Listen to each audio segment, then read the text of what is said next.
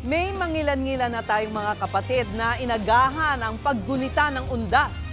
At live mula sa Manila North Cemetery, nasa frontline ng balitang yan, si Mon Gualvez. Mon, marami na ba mga kapatid nating bumibisita dyan?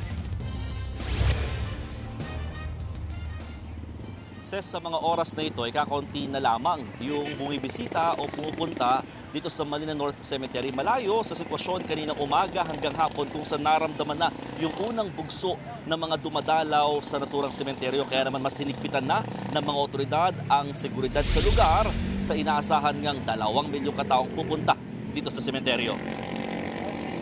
3 araw bago ang mismong undas, nakapwesto na ang mga bakal na magsisilbing harang sa entrance ng Manila North Cemetery.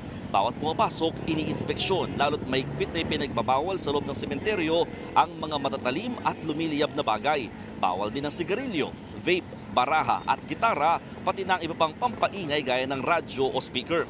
Hindi rin muna pinapayagang maisama sa loob ang mga alagang hayop lalo sa inaasahang dagsa ng mga tao.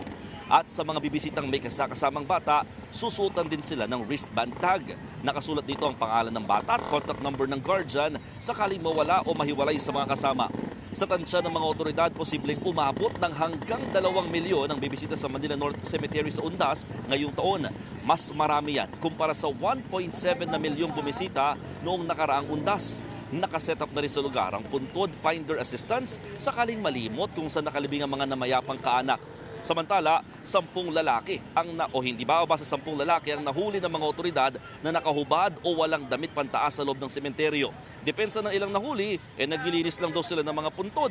Git naman ng pamuno ng sementeryo, pampublikong lugar kasi ito. Kaya bilang parusa, pinaglinis na lamang ang mga nahuli. Inirekomenda rin ng Manila North Cemetery Administration na mataasan yung mga bakod sa lugar para maiwasan ng pagdaan doon ng ilang mga bibisita. Muli ring pinaalala ng mga otoridad, bawal nang mag-overnight sa sementeryo. Simula nga ngayong araw hanggang linggo, bukas lamang ito mula alas 5 ng umaga hanggang alas 9 ng gabi. Gamit naman ng e-trike, may libreng sakay pa rin sa loob ng sementeryo. Habang pinapakiusapan ng lahat ng bibisita rito, bitbitin palabas ang mga kalat, lalo't umaabot daw kasi sa 17 dump truck ng basura ang naiipon nila kada undas.